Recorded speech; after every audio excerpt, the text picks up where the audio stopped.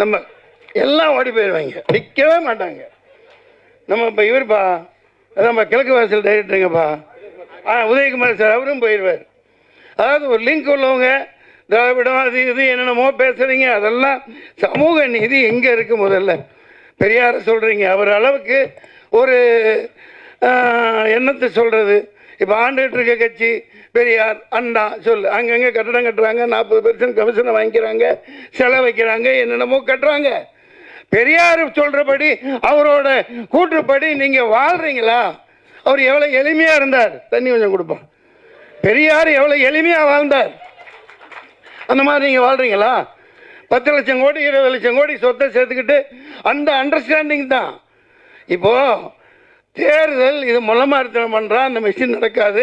அழகாக 100 270 குத்தி வச்சுட்டு கேட்பாங்க சில பேர், முட்டாள்தனமாக பேர் என்ன குடி